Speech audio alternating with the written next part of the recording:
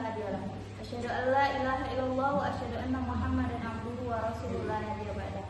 Pertama-tama marilah kita panjatkan rasa puja dan puji syukur kita atas kehadirat Allah Subhanahu wa taala yang mana kita diberikan nikmat sehat dan nikmat sempat sehingga kita masih dapat belajar di kelas yang insyaallah penuh barokah ini. Salawat beriringan salam tak henti-hentinya kita limpah curahkan kepada junjungan Nabi besar kita yakni Nabi Muhammad SAW. Apa kabar semuanya? Baik. Baik. Terlebih dahulu siapa ketua kelasnya? Alibi. Oke, Wais dipimpin terlebih dahulu doa. Marilah teman-teman, sebelum kita memulai pelajaran, alangkah baiknya kita membaca doa terlebih dahulu. Doa dimulai.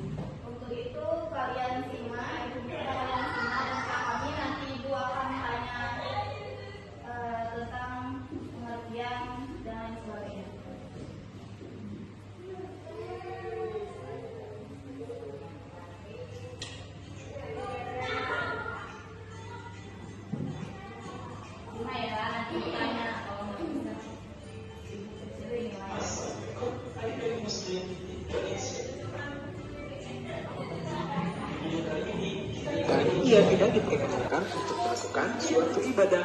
Misalnya, melakukan tentang sholat, membaca dan memegang Al-Quran, melakukan sholat. Hadas terbagi. Hadas besar.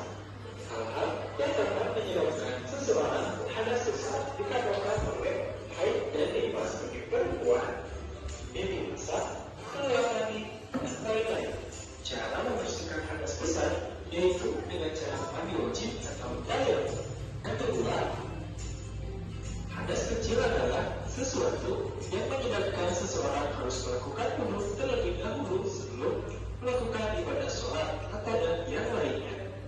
Cara memastikan hadas kecil yaitu dengan berwudu atau tayamum. Penyebab seseorang berhadas kecil. 1. Persentuhan kulit antara laki-laki dan perempuan yang sudah balik. Yang kedua, keluar sesuatu dari kumpul atau buku seperti buang air kecil, buang air besar, atau buang angin. Yang ketiga, karena tidur. Hal ini sekaligus menjadi yang membatalkan wudu. Yang najis. Ini adalah segala sesuatu yang dimakan kotor oleh syariat Islam.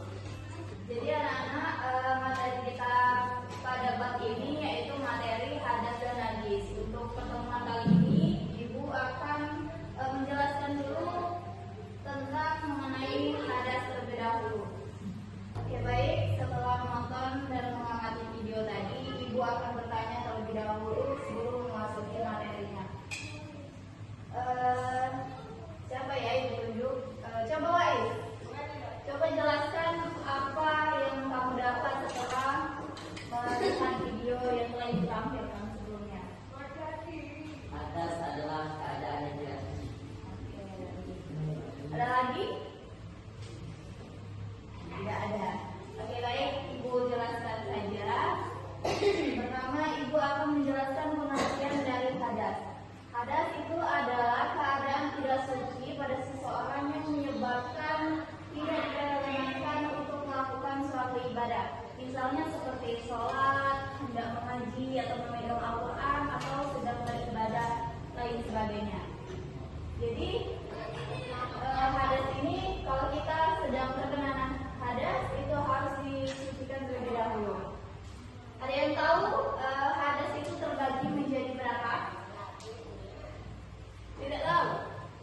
Oke, jadi hadas itu terbagi menjadi dua. Apa? Ada? Hadas besar dan hadas kecil.